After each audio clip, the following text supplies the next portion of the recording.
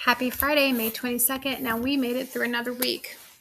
Many of us live with a constant low-grade sense that there's never enough time, money, energy, opportunity, support, you name it. The mindset known as the scarcity cycle shapes the way we make decisions, often pushing us into survival mode even when we're not in immediate danger. But breaking out of this cycle doesn't mean pretending life is abundant when your bank account, workload, or circumstances tell a different story. It means learning how to shift your thinking while still honoring the realities you're facing. Although, when you are reading this or listening to this, it is not the day before payday, but oftentimes the day before payday can leave us in a scarcity mindset. My husband will say, "Man, we need to get paid soon." I'll remind him that we get paid the next day. It doesn't feel great when we see the bank account number trickling down. It can put a sense of fear in you that what if something happens? But we have to remind ourselves that we can't control everything and that we do have money coming in. I try to remind myself that it's all going to work out. Scarcity often masquerades as practicality, carefully budgeting, double checking everything, or saying yes because you're afraid the chance won't come again. But under the surface, scarcity is driven by fear. It's the fear that things won't work out, that resources will run out, or that you'll fall behind. When left unchecked, this mindset affects how we speak to others, how we show up at work, and even how we treat ourselves. A few common scarcity driven behaviors include panic buying, impulse buying, tunnel vision, increased anxiety or stress, overworking, difficulty resting. The modern self-help world often pushes abundant mindset as the magic solution. But for people dealing with real stressors, tight finances, caregiving responsibilities, burnout, jumping straight to abundance can feel invalidating or impossible. I think a healthier approach is acknowledging what's real while also creating space to imagine something different. This is where grounded optimism becomes powerful.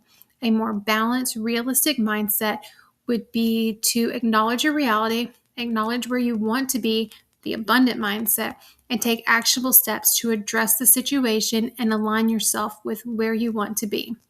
Does this mean following a debt solution plan? Getting a second job? Does it mean letting go of things that no longer serve you? You really have to analyze where you are and what small action you can take today. There are 4 steps to break the scarcity cycle without ignoring reality. The first one is identify your actual constraints. Not all time limits are imagined. Sometimes you are low on energy. Sometimes the budget is tight. Naming true constraints removes shame and helps you focus on what you can control. Step 2, separate fear from facts. Just because something is limited doesn't mean everything is limited.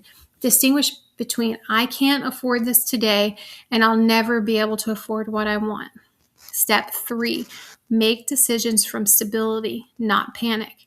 Even small pauses create mental space. Taking 30 seconds to breathe before hitting yes or no helps you respond thoughtfully instead of reactively. Step 4, practice micro abundance. You don't have to overhaul your mindset overnight. Start by noticing tiny areas where you do have clarity, energy, or support. When you stop letting scarcity dictate your decisions, you create space for more intentional living. You become more open to opportunities instead of grasping for them.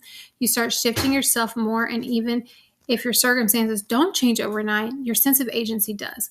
Once you have the ability to identify scarcity thinking and make plans to tackle those thoughts and the circumstances around the scarcity mindset, you become empowered.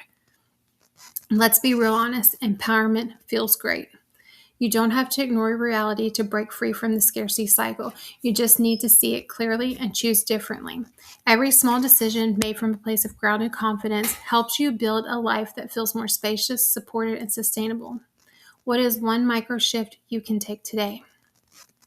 I hope you all have a great Friday and a great weekend, and I'll talk to you soon.